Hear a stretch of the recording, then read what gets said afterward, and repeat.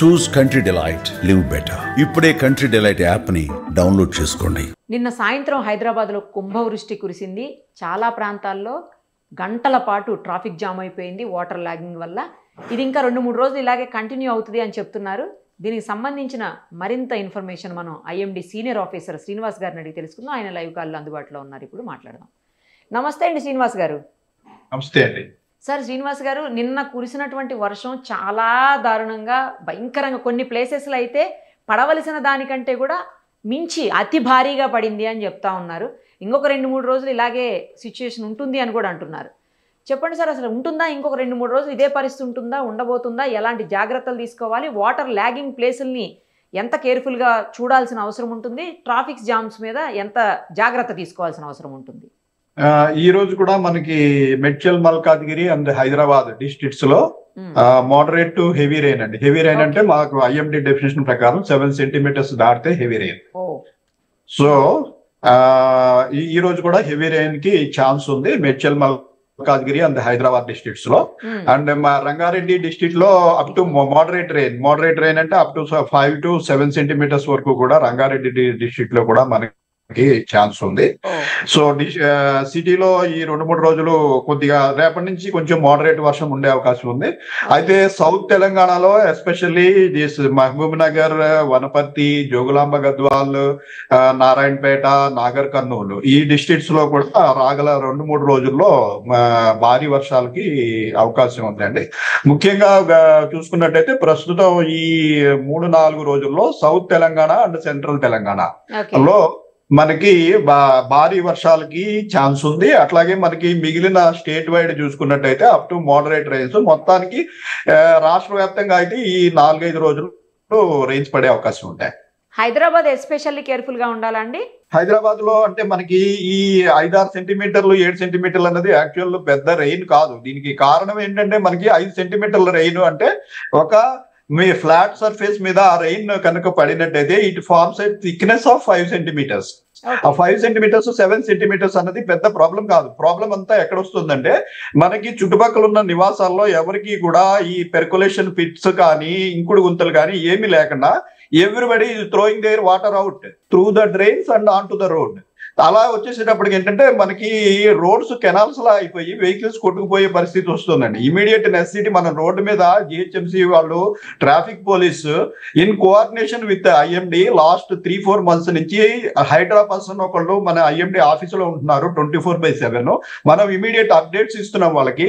Despite that మనకి ఈ traffic problems వస్తున్నాయండి. ఈ ట్రాఫిక్ ప్రాబ్లమ్స్ మనం రోడ్డు మీద ఎంత చేసినా సరిపోదు. చుట్టుపక్కల ఉన్న ఇళ్ల వాళ్ళందరూ కూడా వాళ్ళ పడిన రెయిన్ ఫాల్ ని అట్లీస్ట్ 50% వాళ్ళు రిటైన్ చేయగలగాలండి.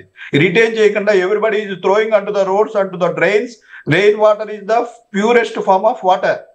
మనకి ఫస్ట్ 5 minutes వాటర్ వదిలేసినట్టయితే ఆ తర్వాత మనకి ఆల్మోస్ట్ వెరీ ప్యూర్ వాటర్ అండి. అది దాన్ని రిటైన్ చేయకుండా మన డ్రైన్ లోకి వృధాగా వదిలేసేస్తున్న వల్ల రోడ్డు మీద డ్రైన్స్ అన్ని ఓవర్ఫ్లో అయిపోయి మనకి రోడ్డు మీద వెహికల్స్ కొట్టుకుపోయే పరిస్థితి ఇది వస్తుందండి. దీన్ని ఇమీడియట్ ఏంటంటే ఈ పత్రికా ముఖంగా ఈ టీవీ ఛానల్స్ అందరూ కూడా ప్రజల్ని ఎడ్యుకేట్ చేసి everybody has to retain their rain water at least 50% చేస్తేనే ఈ ప్రాబ్లమ్ మనకి తగ్గుతుంది తప్పించి అదర్వైజ్ దిస్ విల్ కంటిన్యూ అండి. ఫర్ ఈవెన్ మనకి 5 to 10 సెంటీమీటర్ రెయిన్ ఇదే not a great rain, that too in monsoon time we require rain. Actually మనకి rains లేవు చాలా రోజులు బట్టి, రెయిన్స్ కావాలి.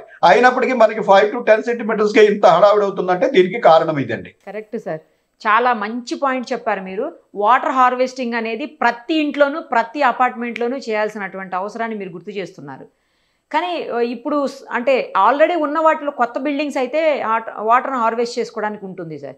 కానీ కొత్త వాటిలో ఎలా చేస్తారు? ఆల్రెడీ పాత వాటిలో ఎలా చేయగలుగుతారు? పాత వాటి మీకు ఒక 5 feet by 5 feet at least place కనుక్కోవడం పెద్ద డిఫికల్ట్ కాదండి. అంటే మరీ చిన్న ఆవాసాలు 100 square yards అటువంటివి వదిలేసిన 300-200 square yards వదిలేసిన అబౌవ్ ఉన్న వాళ్ళందరూ కూడా అట్లీస్ట్ ఒక 10 by 10 feet ఏరియాని ఎక్కడో అక్కడ ఎర్మార్క్ చేసుకుని, ఇప్పుడు రెగ్యులేషన్ ఎప్పుడో పెట్టారు రెగ్యులేషన్, బట్ అన్ని నేమ్స్ ఉన్నాయండి. ఎవరి దగ్గర కూడా 2-3 అడుగులు తవ్వేసేసి ఏదో ఫోటో తీసేసి మనకి అగ్రిమెంట్ అది రిక్వైర్మెంట్ కాబట్టి సబ్మిట్ చేస్తున్నారు కానీ దానివల్ల మనకి ఎంత అడ్వాంటేజ్ ఉంది, రేపు రోడ్డు మీద మనకి ఎన్ని ఇబ్బందులు తగ్గుతాయి అన్న విషయం ఎవరు పట్టించుకోవడం లేదు. ఉండటం అన్ని చోట్ల ఉన్నాయండి. ఫంక్షనల్ మటుకు ఉన్నవి 10% 5% ఉంటాయి ఫంక్షనల్ పెర్కులేషన్ పిట్స్. వేరే ఉండటం ఏంటంటే రెగ్యులేషన్ కోసం ప్లాన్ అప్రూవల్ కోసం కంపల్సరీ చేశారని చెప్పేసి ప్రతి వాళ్ళు ఎక్కడో అక్కడ ఒక మొయ్యి తవ్వేది దానికి ఫోటో తీసేది పెట్టేది అదే జరుగుతోంది. కానీ దీన్ని ప్రాపర్ గా అందరూ కూడా దీని యొక్క ఇంపార్టెన్స్ తెలుసుకుని బోర్స్ రీఛార్జ్ అవుతాయండి. ఇప్పుడు మనకి ఒక 4-5 సంవత్సరాలు బట్టి మనం కంప్లీట్ మాన్సూన్ రెయిన్స్ ఫుల్ వస్తున్నాయి మనకి, అందుకని మనకి ఎవరికి బాధ తెలియడం లేదు. ఒక్కసారి కనుక ఒక 2 సంవత్సరాలు కనుక మనకి ఎల్నినో లాంటిది ఏదైనా వచ్చి మనకి రెయిన్ కనుక ఫెయిల్ అయితే కనుక డ్రాట్ సిచ్యుయేషన్ వస్తే మనకి గోదావరిలో కూడా నీళ్లు ఉండవండి. గోదావరి వాటర్ మనం పైప్ లైన్ వేసుకున్నంత మాత్రాన గోదావరిలోనే నీళ్లు లేకపోతే మనం ఎక్కడి నుంచి తీసుకొస్తామండి? నీళ్లు పాతాళానికి వెళ్ళిపోతున్నాయి. సో ఎవ్రీబడి ఇటువంటి రెయిన్స్ పడినప్పుడు, పుష్కలంగా రెయిన్స్ పడినప్పుడు ఆ రెయిన్స్ ని కనుక మనం పెర్కులేషన్ పిట్స్ తోటి మన బోర్స్ కూడా రీఛార్జ్ అవుతాయి, ప్లస్ మనకి రోడ్డు మీద ఇబ్బందులు ఉండవు, మన గ్రౌండ్ వాటర్ లెవెల్ ఇంప్రూవ్ అవుతుంది.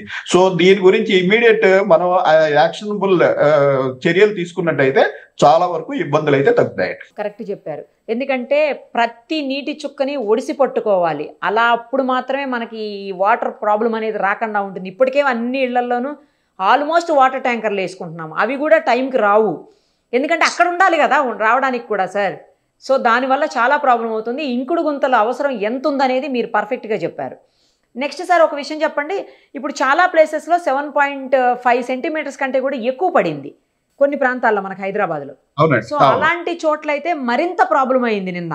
అవునండి, నిన్న అత్యధికంగా 12 సెంటీమీటర్లు మనకి అంబర్పేటలో రికార్డ్ అయిందండి. సిటీ వ్యాప్తంగా చాలా ప్రదేశాల్లో 10 సెంటీమీటర్ల వరకు రికార్డ్ అయింది. 10 సెంటీమీటర్లు, 11 సెంటీమీటర్లు, 7-8 సెంటీమీటర్లు చాలా ఏరియాస్ లో మనకి రికార్డ్ అయింది. మనం 12 సెంటీమీటర్లు దాటితే వెరీ హెవీ రెయిన్ కింద పరిగణిస్తాం. 12 సెంటీమీటర్ల నుంచి 20 సెంటీమీటర్ల వరకు వెరీ హెవీ రెయిన్ కింద మనం పరిగణిస్తాము. సో ఒక చోట మనకి వెరీ హెవీ రెయిన్ కూడా రికార్డ్ అయింది. యాక్చువల్లీ దిస్ ఈజ్ మనకి బ్లెస్సింగ్ అండి, ఎందుకంటే మనకి చాలా రోజులు బట్టి రెయిన్స్ లేవు, వీ నీడ్ రెయిన్స్. అయితే మనం ఏంటంటే రెయిన్ పడితే మనకి రోడ్డు మీద ఇబ్బందులు, ట్రాఫిక్ ఇబ్బందుల వల్ల రెయిన్ పడితే భయపడుతున్నాం. కానీ ఈ రెయిన్స్ లేకపోతే చాలా ఇబ్బంది, మనకి వాటర్ కి అన్నిటికీ ప్రాబ్లం అవుతుంది. సో యాక్చువల్ రెయిన్స్ మనం ఇన్వైట్ చేయాలి, బట్ మనకి ఏంటంటే మన లోపాల వల్ల మనకి సరైన రెయిన్ వాటర్ ని యూజ్ చేసుకునే పద్ధతులు తెలియనందున, తెలిసినా నిర్లక్ష్యం చేస్తున్నందువల్ల మనం రెయిన్ అంటే భయపడుతున్నాం. కానీ యాక్చువల్లీ ఈ మాన్సూన్ పీరియడ్ లో అలాగే మనకి సమ్మర్ లో థండర్ స్టార్మ్స్ వస్తుంటాయి. సమ్మర్ లో మనకి 40 degrees 45 degrees వెళ్ళిపోయాక ఒక 4-5 రోజుల తర్వాత మంచి థండర్ స్టార్మ్ వస్తుంటుంది. పర్టికులర్లీ హైదరాబాద్ మనకి ఎలివేషన్ ఎక్కువ అండి, 540 meters అబవ్ ఉన్నాం మనము సీ లెవెల్ నుంచి, డక్కన్ ప్లాటూ. అందుకని ఇక్కడ ఫ్రీక్వెంట్ గా మనకి వేసవి కాలంలో ఒక 5-6 రోజులు టెంపరేచర్ పెరిగినా 6వ రోజు 7వ రోజు మనకి పెద్ద థండర్ స్టార్మ్ వచ్చేస్తుంది. థండర్ స్టార్మ్ వచ్చేసి అంతా కూల్ అయిపోతుంది. అయితే థండర్ స్టార్మ్ వస్తే వెంటనే ట్రాఫిక్ ఇబ్బందులు అనుకుంటున్నాం, కానీ దానివల్ల ఏంటంటే అప్పటి వరకు బోర్లు ఎండిపోయే స్థితిలో ఉన్నవన్నీ ఆ నీరు కనుక సేవ్ చేసుకున్నట్టయితే అవన్నీ రీఛార్జ్ అయ్యి చక్కగా సమ్మర్ కూడా ట్యాంకర్ల ప్రాబ్లం లేకుండా, దీనివల్ల ఎంత ఎకనామిక్ అడ్వాంటేజ్, పొల్యూషన్ లేకుండా, ఈ ట్యాంకర్లు రోడ్ల మీద తిరగకుండా ఎన్నో అడ్వాంటేజెస్ ఉన్నాయండి. అయితే ఎవరు దీని గురించి పట్టించుకోకుండా ఏదో తవ్వమన్నారని చెప్పేసి 2 గుంటలు తవ్వేది, లేకపోతే దానికి ఏంటంటే చాలా మంది టెర్రస్ నుంచి పోయే వాటర్ ని కనెక్ట్ చేసిన అన్ని అవుట్లెట్స్ ని దానికి కనెక్ట్ చేయడం లేదు. ఏదో 1-2 అవుట్లెట్స్ కనెక్ట్ చేసేసి మిగిలినవన్నీ డ్రైన్ కి కనెక్ట్ చేసేసి ఇస్తున్నారు.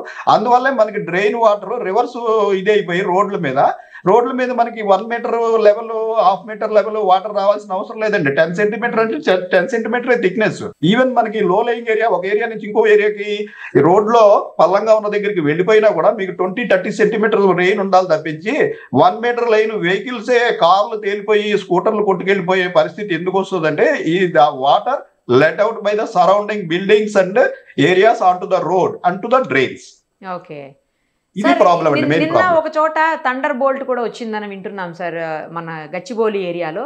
సో అలాంటి అవకాశం మళ్ళీ ఏమైనా 2-3 రోజుల్లో ఉందా? ఏ జిల్లాలకి ఎక్కువ హై అలర్ట్ చెప్తారు మీరు?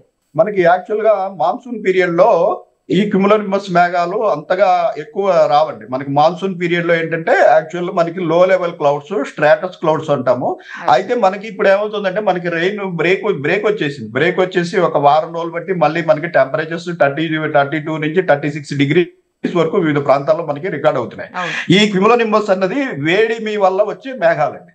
మనకి ఏంటంటే పగలంతా ఎండ కాసి టెంపరేచర్ 33-34 అయిపోయినట్టయితే ఈ మాన్సూన్ పీరియడ్ లో ఆల్రెడీ లాట్ ఆఫ్ మాయిశ్చర్ ఉంటుంది.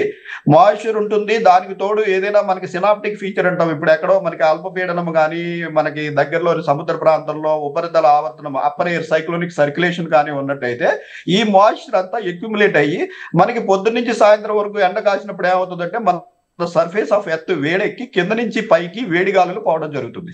అదే సమయంలో మనకి మాయిశ్చర్ అవైలబిలిటీ ఉన్నట్టయితే ఈ మాయిశ్చర్ కూడా పైకి వెళ్ళిపోయి అక్కడ ఒక పెద్ద క్యూములోనింబస్ మేఘం తయారవుతుంది అన్నమాట.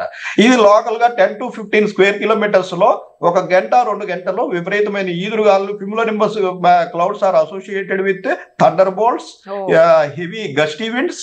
ఇవన్నీ కూడా మనకి క్యూములోనింబస్ మేఘాల వల్ల వస్తాయి. మనకి యాక్చువల్ గా మాన్సూన్ పీరియడ్ లో క్యూములోనింబస్ మేఘాల వల్ల పెద్దగా ప్రమాదం ఉండకూడదు, ఎందుకంటే మాన్సూన్ పీరియడ్ లో వచ్చే రెయిన్స్ మనకి ఇతర కారణాలు వస్తాయి, క్యూములోనింబస్ వల్ల కాదు. అయితే మనకి దురదృష్టవశాత్తు మనకి వానలు కరువయ్యి టెంపరేచర్లు పెరిగిపోతున్నందువల్ల మనకి వేసవి కాలంలో ఎటువంటి మేఘాలు అయితే వస్తాయో వాటిని ఇప్పుడు చూస్తున్నాము. అందువల్లే మనకి ఈ థండర్ బోల్ట్స్ అవి వస్తున్నాయి. ఈ రోజు కూడా మనకి టెంపరేచర్ పెరిగినట్టయితే మళ్ళీ సాయంత్రానికి క్యూములోనింబస్ మేఘాలు ఏర్పడే అవకాశం అయితే ఉంటుందండి. ఏ జిల్లాలకు ఎక్కువ అలర్ట్ చెప్తారు సార్? ఎక్కువగా మనకి ఇప్పుడు మేడ్చల్, మల్కాజ్గిరి, హైదరాబాద్ జిల్లాలో ఆల్రెడీ మన రాడార్ స్క్రీన్ లో కొన్ని క్యూములోనింబస్ మేఘాలు చూస్తున్నాం. మనం ఆల్రెడీ GHMC వారికి వార్నింగ్ పంపించడం జరిగిందండి. రైట్ అండి, thank you sir, thank you so much. Thank you.